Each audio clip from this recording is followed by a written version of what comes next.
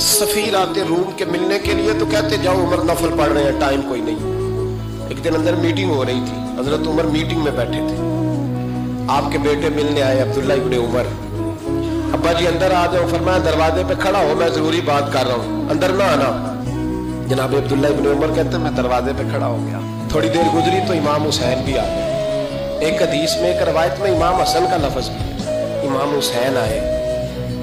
आके अब्दुल्ला इब्ने उमर से कहने लगे उमर फारूक अंदर है? तो कहा वो अंदर तो है। तो कहा आप क्यों दरवाजे पे खड़े?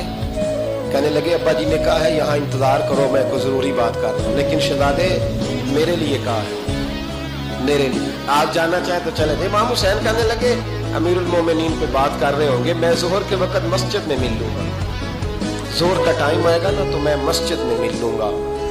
ये कह के चले गए। हजरत उमर बाहर आए तो हजरत अब्दुल्ला इब्ने उमर से कहा कि कोई आया तो नहीं?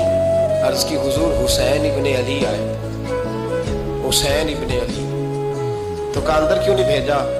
कहा मैंने कहा था बेशक चले जाएं, लेकिन वो कह रहे थे कि मैं जोहर के वक्त मस्जिद में मिल लूंगा। तो सैयदना उमर फारूक फरमाने लगे अब्दुल्ला तुझे तेरी मार हुए, हुसैन को क्यों वापस भेजा? फिर उमर, दुनियादारों के सामने डटना, खड़ा होना उमर पे खत्म है, लेकिन जो अंदर की बात है ना, रूह की, जो अकीदत की बात है, जो वफा का रिश्ता है, उसको कौन समझे? जनाब उमर फारूक दौड़े गए, इमाम हुसैन के दरवाजे पे दस्तक दी। इमाम हुसैन बाहर रखा, शहजादे यार मिलने आए थे, बगैर मिले क्यों आ गए? अर्ज की के आप मसरूफ थे, आपके अपने बेटे भी दरवाजे पे खड़े थे, तो मैं वापस आ गया। इमाम हुसैन कहते उमर जज्बात में आ गए, सर से पगड़ी गिर गई। कहने लगे हुसैन, मेरे बेटे का और हुसैन का क्या मुकाबला? क्या उसकी माँ का नाम फातिमा ज़हरा है? क्या उसकी नानी का नाम खदीजतुल कुबरा है? क्या उसके नाने का नाम मोहम्मद मुस्तफा है?